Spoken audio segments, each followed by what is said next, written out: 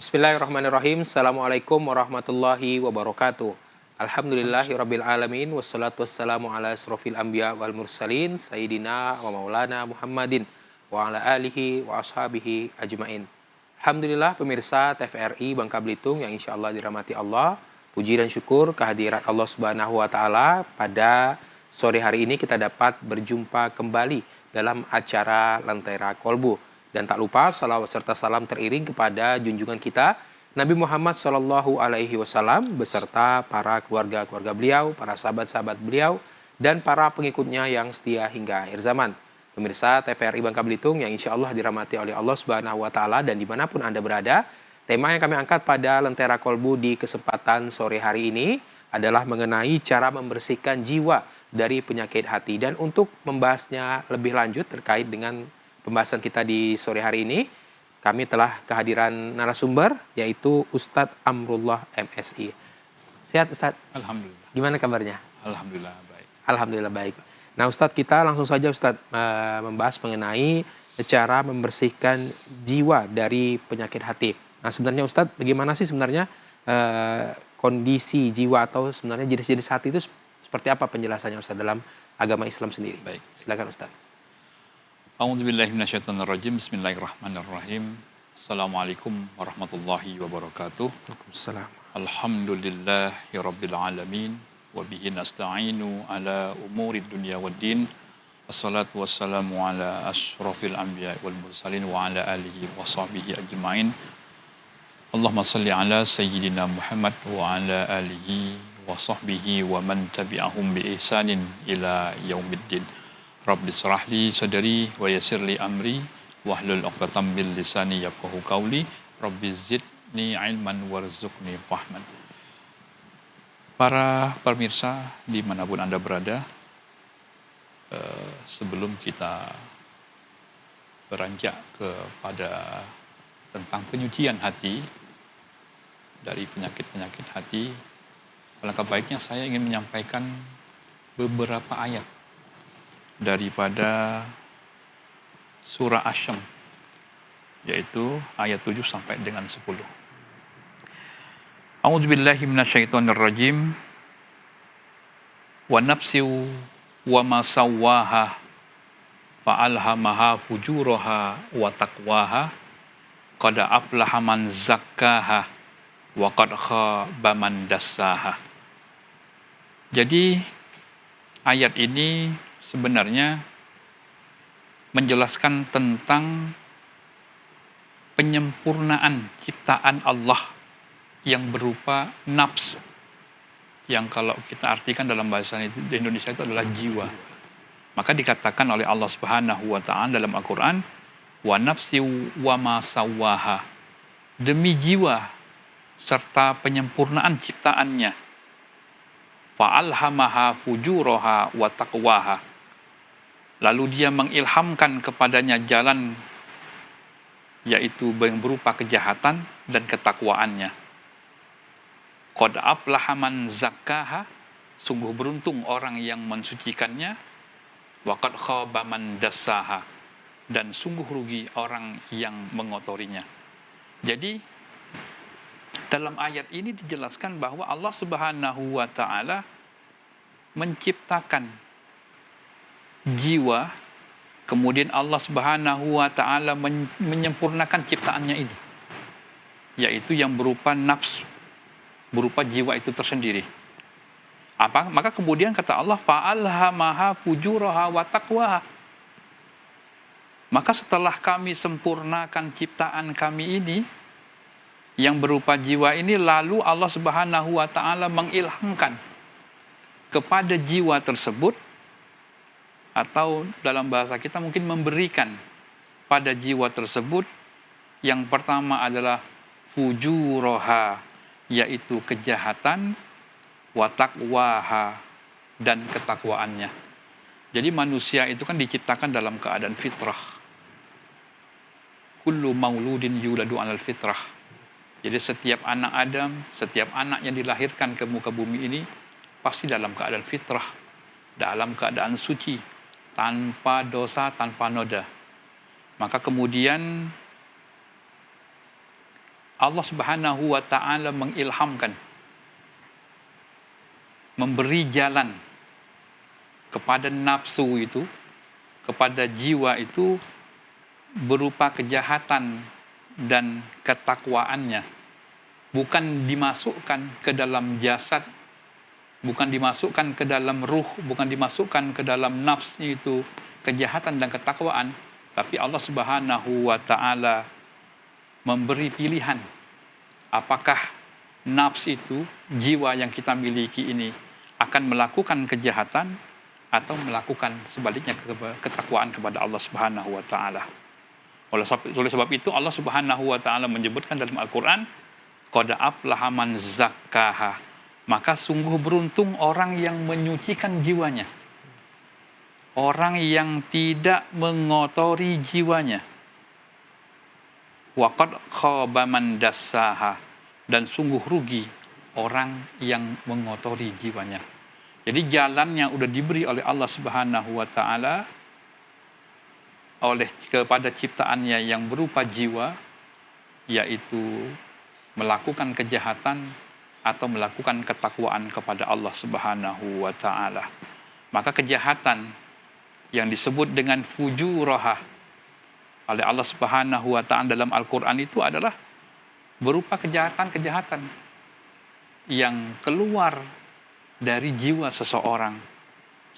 Misalnya syirik, kufur, takabur, iri, dengki, sifat tamak, kemudian riya, ujub, sum'ah, berburuk sangka kepada orang lain, cinta dunia, kemudian panjang angan-angan dan lain sebagainya. Suatu sifat yang berupa keburukan yang disebut dengan fujuraha. Tapi di samping itu Allah juga memberikan pilihan kepada kita. Apa itu? Watakwaha. Watakwaha itu adalah berupa keimanan, bisa saja berupa keikhlasan, bisa juga berupa kesabaran dan kesyukuran kepada Allah Subhanahu wa taala.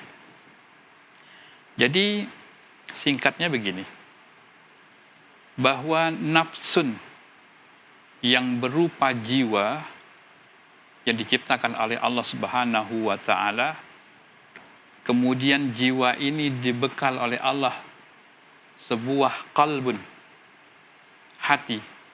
Ada ulama yang mengatakan bahwa nafsun itu adalah qalbun, jiwa itu adalah hati. Ada yang mengatakan bahwa di dalam jiwa itu ada qalbun. Kemudian Allah Subhanahu wa taala memberikan kelengkapan kepada jiwa itu yang berupa akal. Dan akal inilah yang membedakan antara satu manusia dengan makhluk-makhluk yang lainnya. Maka ketika manusia itu diberi akal oleh Allah Subhanahu wa taala, maka manusia itu mendapat predikat insan kamil, yaitu makhluk atau manusia yang sempurna. Jadi kesempurnaan manusia itu sebenarnya terletak pada akal. Dia tidak dimiliki oleh makhluk-makhluk lainnya. Maka dia disebut dengan insan kamil.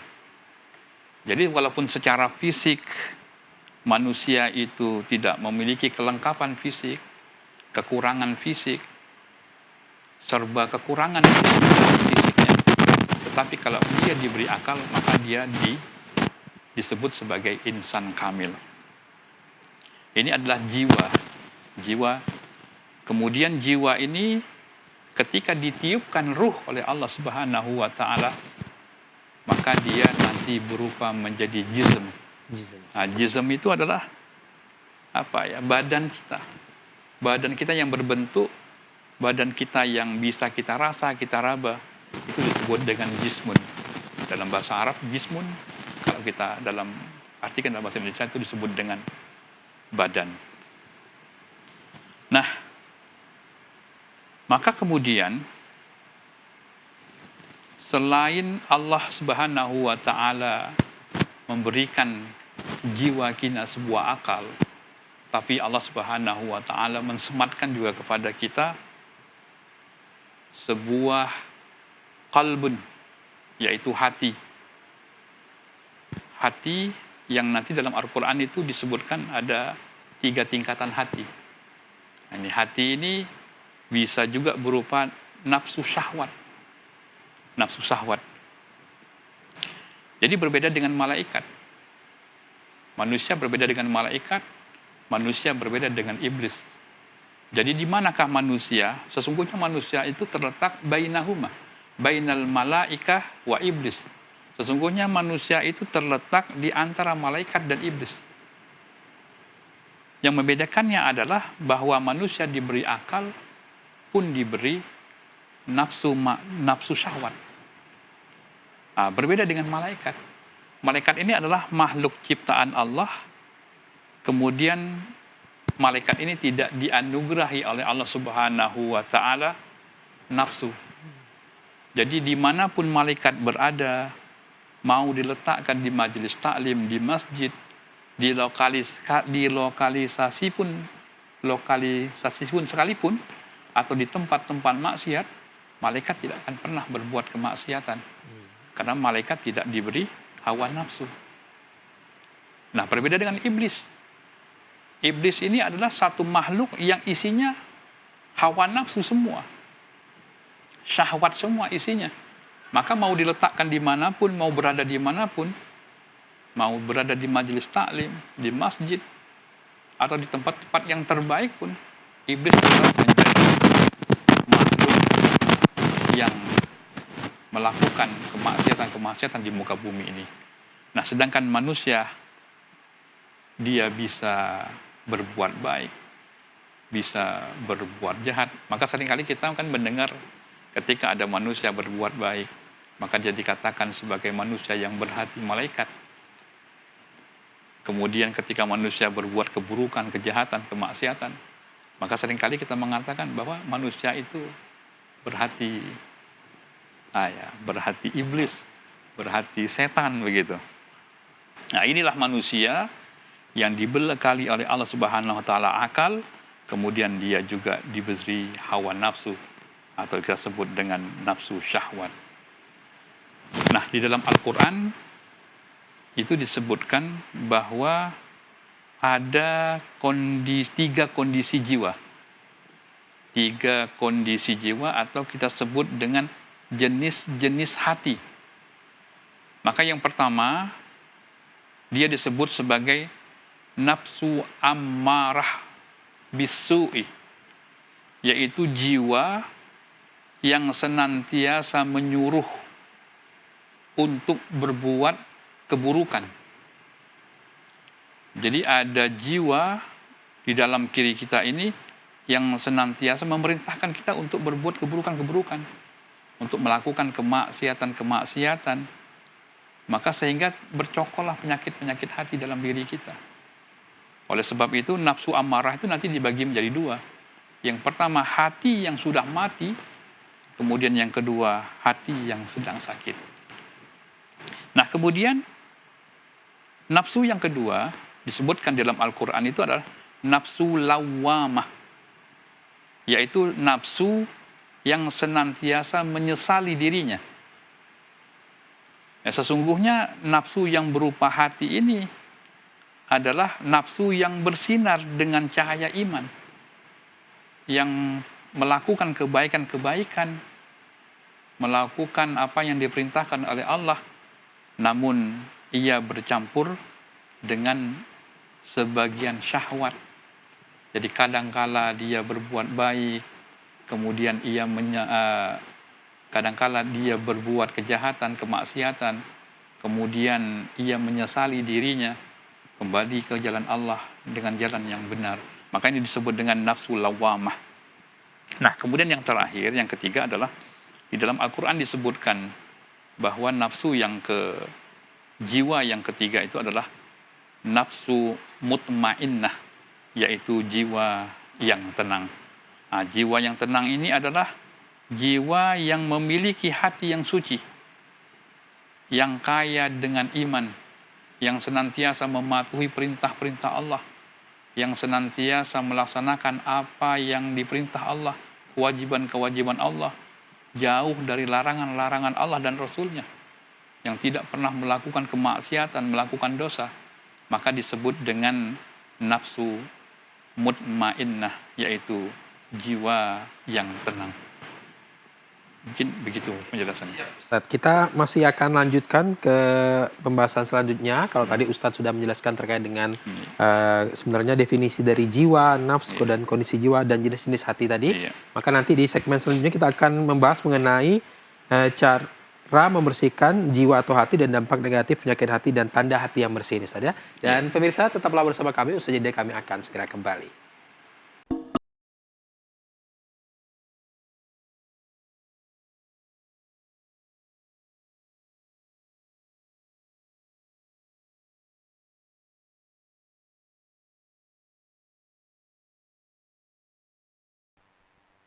Terima kasih Anda masih bersama kami di acara Lentera Kolbu. Bagi Anda yang baru saja bergabung di acara Lentera Kolbu pada sore hari ini, tema yang kami angkat adalah mengenai cara membersihkan jiwa dari penyakit hati bersama guru kita semua, yaitu Ustadz Amrullah MSI. Ustadz, kita lanjut ke segmen kita yang kedua, yaitu mengenai cara membersihkan jiwa atau hati dan dampak negatif penyakit hati dan tanda hati yang bersih ini seperti apa, Ustadz? Silakan. Yang pertama adalah ketika hati kita kotor, yang telah tercampur dengan kemaksiatan. Karena ini kan kita sebut dengan penyakit rohani. Dia bisa berupa kesombongan, tamak, kikir, riya, ujub, sum'ah, kemudian merasa paling benar, merasa paling alim, dan penyakit-penyakit lainnya yang berupa penyakit rohani ini, maka ini adalah penyakit yang harus diobati. Nggak bisa didiami. Obatnya pun berbeda dengan ketika apabila kita terkena penyakit jasmani.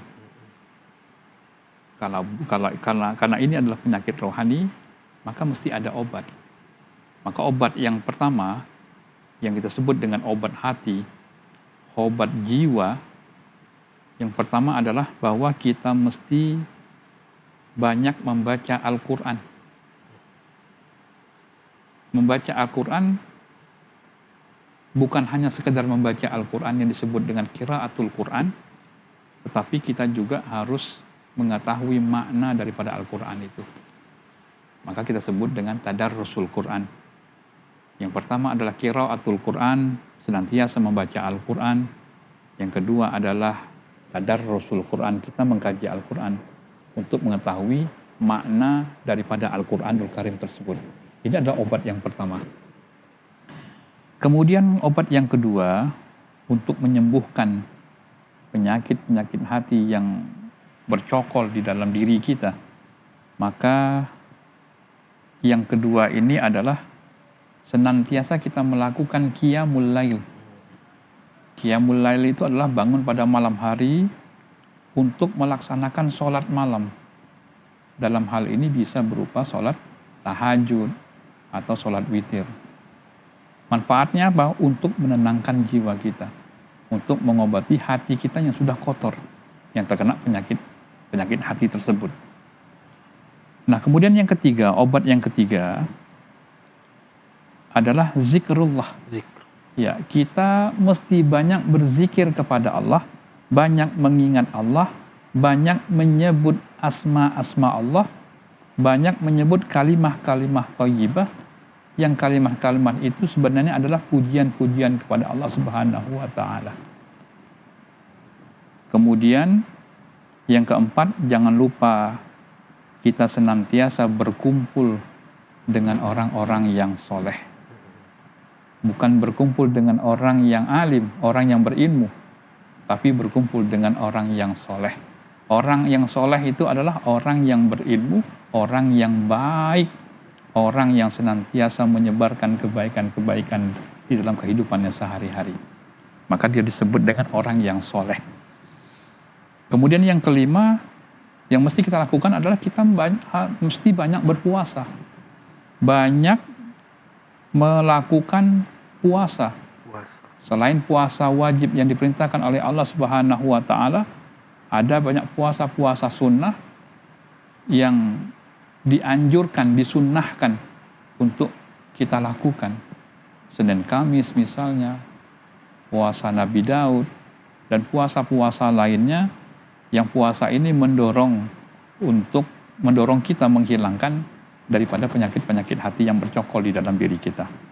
Kemudian yang terakhir, jangan lupa kita bertaubat kepada Allah Subhanahu wa Ta'ala. Taubat yang dimaksud adalah bukan taubat yang setengah-setengah, tapi taubatlah dengan taubatan nasuha, yaitu bertobat dengan sungguh-sungguh, tidak melakukan perbuatan kemaksiatan yang sama. Maka seringkali kita membaca ketika setelah sholat fardu, yang kita baca adalah beristighfar. Astaghfirullahaladzim alladzi la ilaha illa huwal hayyul qayyum wa atubu ilaih. Memohon ampun atas dosa-dosa kita dan kita bertaubat kepada Allah Subhanahu wa Ta'ala.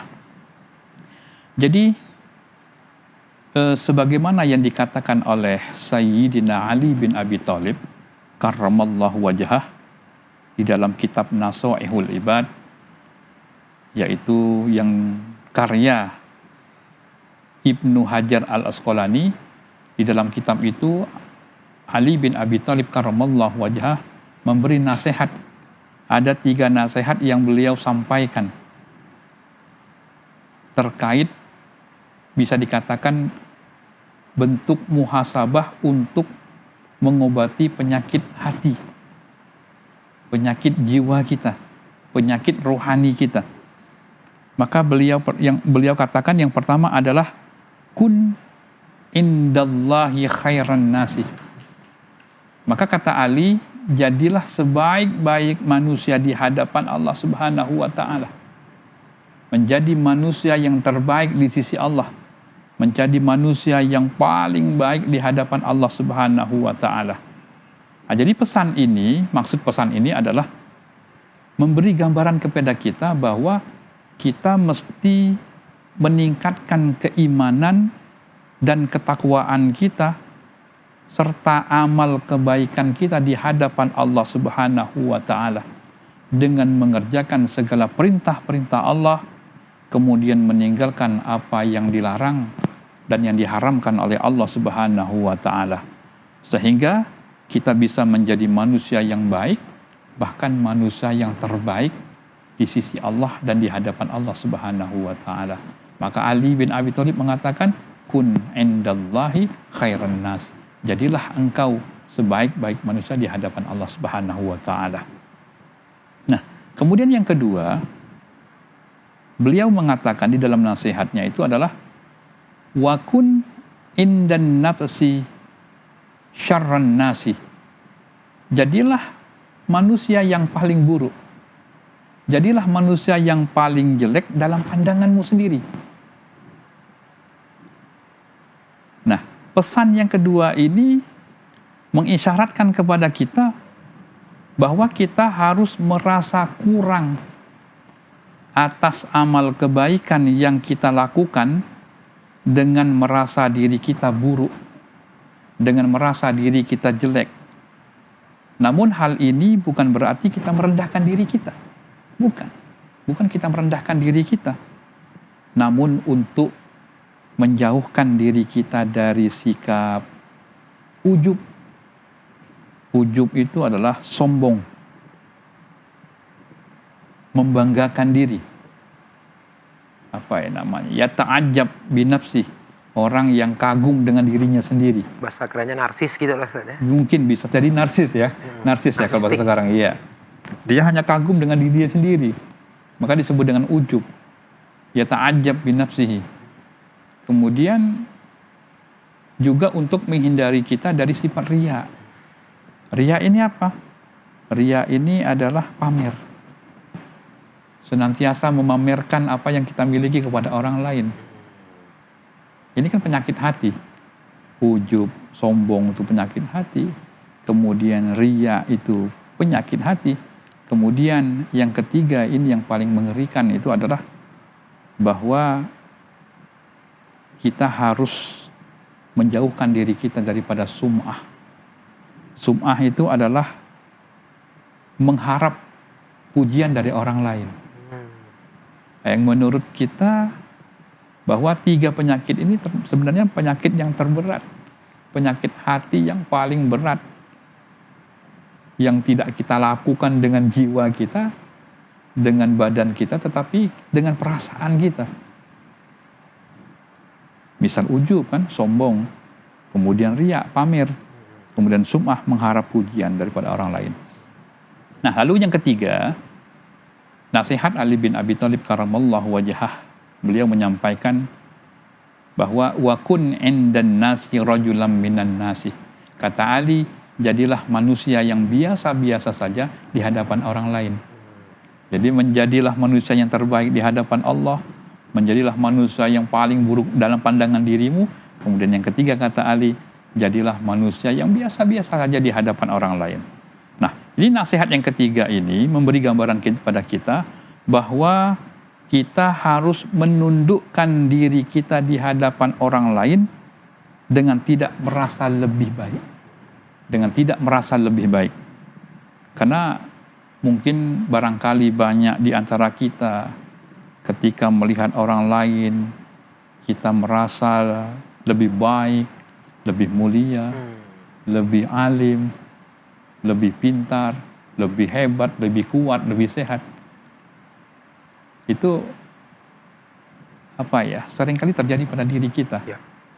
Jadi mengapa iblis itu dimasukkan oleh Allah Subhanahu wa taala ke dalam neraka, dibenci oleh Allah? Karena penyakit hati. Penyakit hati yang bercokol di dalam diri iblis. Penyakit hati yang dalam satu kalimat dia mengatakan ana khairum minhu. Iblis hanya mengatakan saya lebih baik daripada dia. Ini kesombongan iblis. Dia merasa lebih baik daripada Adam. Itu ketika Allah Subhanahu wa taala menyuruh atau memerintahkan makhluk-makhluk baik malaikat, kemudian iblis dan makhluk-makhluk yang lainnya untuk menghormati Adam, bersujud kepada Adam. Maka seluruh makhluk itu fasajadu. Seluruh makhluk itu bersujud kepada Adam, menghormati Adam. Illa iblis, kecuali iblis. Mengapa iblis enggan untuk menghormati Adam? Karena penyakit hati yang dimiliki oleh iblis. Dan dia mengatakan, ana khairum minhu. Sesungguhnya aku lebih baik daripada Adam. Adam diciptakan, khalaqtani minan nari. Aku diciptakan dari api. Wa khalaqtahu min turab. Dan Adam itu diciptakan dari tanah. Maka dari ini iblis mengatakan ana khairum minhu. Ya. Api itu lebih baik daripada tanah. Maka dari penyakit hati yang dimiliki oleh iblis ini, Allah Subhanahu wa taala memasukkan iblis ke dalam neraka.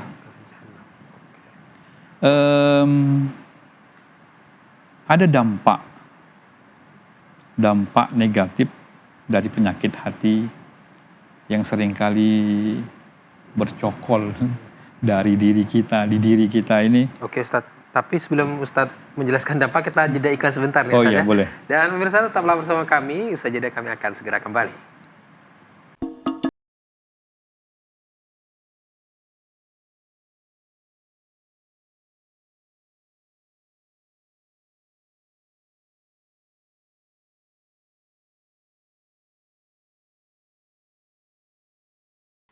Terima kasih Anda masih bersama kami di acara Lentera Kolbu, dan tema yang kami angkat pada Lentera Kolbu sore hari ini adalah cara membersihkan jiwa dari penyakit hati. Nah Ustadz, kita langsung ke pembahasan selanjutnya. Tadi sedikit kita belum nyampe ke dampak negatif dari penyakit hati dan tanda hati yang bersih. Sebelum kita ke pertanyaan ini Ustadz, silakan Ustadz. Ya, bismillahirrahmanirrahim. Ada banyak dampak negatif daripada penyakit hati. Dampak negatif orang yang terkena penyakit hati.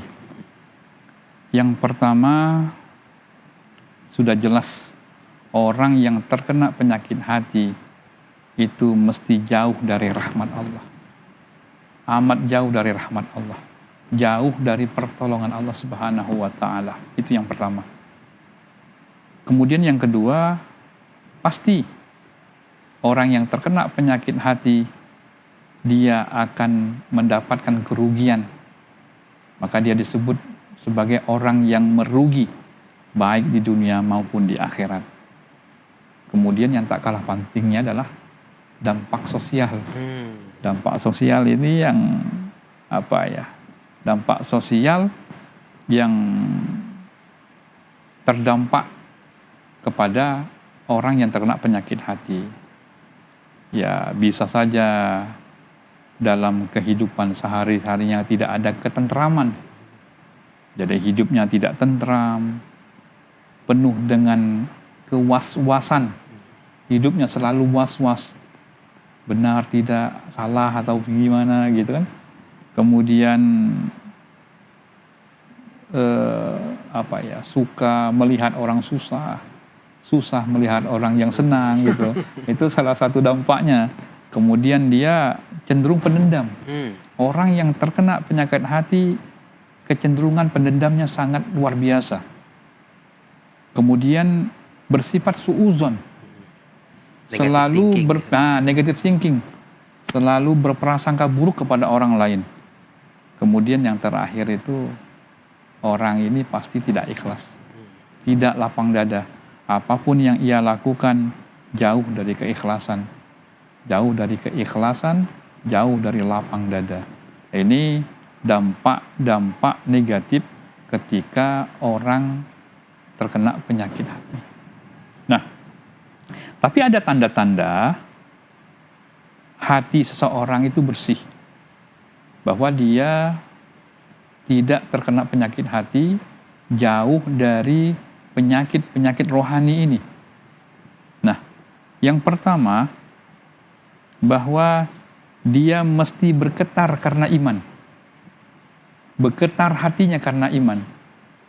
Dan itu dikatakan di dalam Al-Quran, innamal mu'minuna alladzi idza dzukirallahu wajilat qulubuhum. Sesungguhnya orang mukmin yaitu orang-orang yang apabila disebutkan, diingatkan nama Allah, wajilat qulubuhum, maka bergetar hatinya. Bergetar hatinya. Wa idza tuliyat alaihim ayatuhu zadat imanau wa ala rabbihim yatawakkalun. Dan apabila dibacakan kepada mereka ayat-ayat Allah, zadathum imana, maka bertambah imannya, bertambah kuat imannya. Wa ala rabbihim yatawakkalun, dan kepada Tuhan mereka lah mereka bertawakal. Nah, ini ciri atau tanda-tanda orang yang tidak memiliki penyakit hati. Pasti ketika dibacakan ayat Al-Quran bergetar hatinya, diingatkan nama Allah bergetar hatinya, dibacakan ayat-ayat Allah bertambah keimanannya.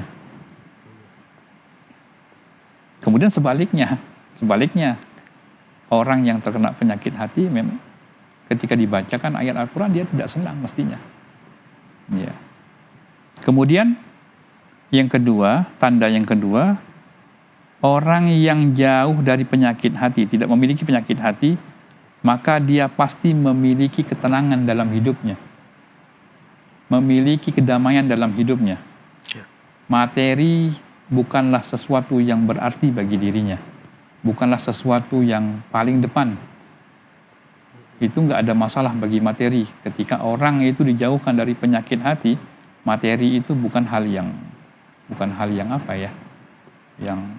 yang menakutkan. Tapi ketenangan di dalam dirinya, kedamaian jiwa dalam dirinya, itu selalu ada. Walaupun ia secara materi tidak memiliki. Kemudian dia memiliki sifat kasih sayang. Dan yang keempat itu, ada kebaikan-kebaikan di dalam kehidupannya sehari-hari.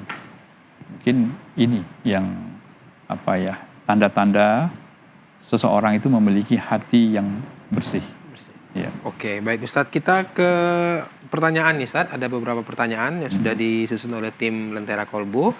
Yang pertama adalah bagaimana cara mengenali tanda bahwa hati kita sedang terkena penyakit hati. Karena memang kan orang tuh kadang-kadang nggak sadar ya Ustadz ya, bahwa kalau dirinya tuh Iya. ada penyakit hati Iya, gitu. penyakit hati. Ini agak beda nih kalau misalnya kita penyakit jasad seperti itu ya. Iya. Ini seperti apa Ustadz? Iya. Kalau penyakit jasad, jism, itu bisa dirasakan. Bisa dirasakan. Kalau penyakit hati, semua orang pasti tidak mengakui kalau dia kena penyakit hati. Nah, tanda-tanda orang yang terkena penyakit hati atau penyakit kolbu, yang pertama imannya kurang. Imannya kurang. Dalam arti imannya lemah. Amat lemah dia imannya. Kemudian yang kedua, ia senantiasa mengeluh dalam kehidupan sehari-harinya. Mengeluh. Padahal Nabi Muhammad SAW pernah mengatakan dalam hadisnya, apa kata Nabi? Man asbaha wa huwa yashku diqal ma'asi. Barang siapa yang pada pagi harinya, kata Nabi, dan dia mengeluh karena sulitnya hidup, kehidupan yang sulit, faka'annama yashku rabbahu, maka sesungguhnya ia telah mengeluh kepada Allah. Orang yang mengeluh kepada Allah itu adalah orang yang memiliki atau tanda-tanda kena penyakit kolbu itu. Kemudian yang ketiga, dia tidak pandai bersyukur kepada Allah. Tidak pernah ada ucapan syukur, senang ketika mendapatkan rahmat Allah, ketika mendapatkan nikmat dari Allah. Padahal dikatakan, la in syakartum la azidannakum wa la in kafartum inna azabi lasyadid. Orang yang tidak bersyukur kepada Allah nantinya akan mendapat azab yang amat pedih. Dan selanjutnya itu tanda-tanda yang berikutnya adalah orang itu senantiasa berbuat kemaksiatan dalam kehidupannya. Jadi dalam kehidupan sehari-hari nggak jauh dari kemaksiatan. Selalu dia lakukan kemaksiatan itu. Dan kemudian yang kelima, dia pasti tidak suka berzikir kepada Allah. Tidak suka mengingat Allah. Kata-kata yang keluar dari lisannya tidak ada kalimat-kalimat thayyibah. Pasti kalimat-kalimat yang tidak menyenangkan, jauh dari kalimat-kalimat atau mengingat Allah Subhanahu wa taala. Kemudian yang terakhir, biasanya ia senantiasa melakukan kesyirikan. Syirik menyekutukan Allah. Padahal disebutkan dalam Al-Qur'an, la tusyrik billahi, janganlah engkau syirik kepada Allah, inna syirka la zulmun azim. Sesungguhnya syirik itu adalah kezaliman yang amat besar. Baik Ustadz. Kalau amalan doa khusus sama tadi Ustadz ya, yang obat hati tadi ya Ustadz ya, kurang lebih seperti itulah. Ya, seperti setidak-tidaknya bertobat, istighfar, iya, baik. Berzikrullah dan bertakarub kepada Allah Subhanahu wa taala. Oke, tadi sudah dijelaskan sedikit ya Ustadz ya. Kemudian Ustadz, apakah dampaknya jika kita tidak membersihkan hati ini Ustadz? Iya. Hati ini wajib dibersihkan. Tapi kalau dibersihkan dengan taubat, istighfar, zikrullah dan bertakarub kepada Allah Subhanahu wa taala. Namun kalau tidak dibersihkan, maka dia akan berdampak kepada pikiran, berdampak kepada ucapan, berdampak kepada perilaku orang yang terkena penyakit qalb. Pikirannya pasti nggak benar. Kemudian ucapannya jauh dari kalimat-kalimat yang thayyibah. Kemudian perilakunya jauh dari perilaku yang berakhlak karimah. Maka disebutkan di dalam hadis itu, kata Nabi, apa kata Nabi? Ala inna fil jazati mudghatan. Ketahuilah bahwa sesungguhnya di dalam badan itu ada sedikit daging. Idza salahat salahal jasadu kulluhu. Apabila daging itu baik, maka baiklah jasad seluruhnya. Wa iza fasadal jasadu kulluhu. Namun apabila rusak daging itu, rusak juga seluruh jasadnya. Ala wahyal qalbu, ketahuilah bahwa itu adalah hati. Oke. Ya. Oke, terakhir Ustadz, bagaimana cara kita menjaga hati dan perasaan takut atau khawatir yang berlebihan terhadap masa depan? Nah, ini kadang-kadang kita takutkan ya. Salah satu cara yang paling mujarab, tidak ada cara lain, yaitu al-imanu bil qadri khairihi wa syarrihi. Kita mesti percaya, mesti beriman, mesti yakin dengan takdir Allah. Baik itu khairihi, takdir yang baik, wa syarrihi, maupun takdir yang buruk. Itu wajib karena yakin dan beriman yakin dan percaya kepada takdir itu salah satu rukun iman. Rukun iman yang keenam, al-imanu bil qadari khairihi wa syarrihi.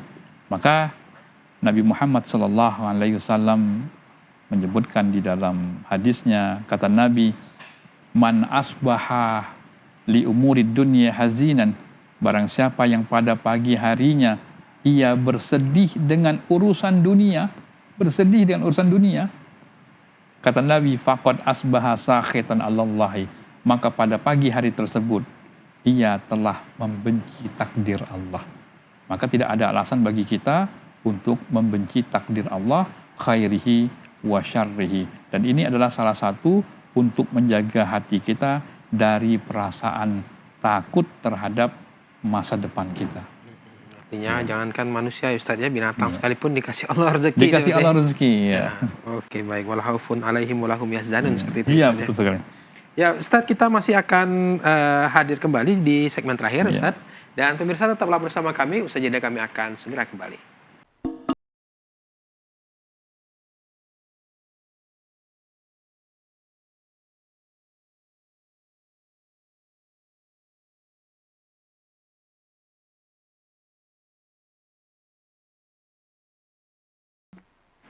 Terima kasih Anda masih bersama kami di acara Lentera Kolbu, dan kita sudah berada di segmen yang terakhir di acara Lentera Kolbu dengan tema cara membersihkan jiwa dari penyakit hati bersama guru kita semua, Ustadz Amrullah MSI.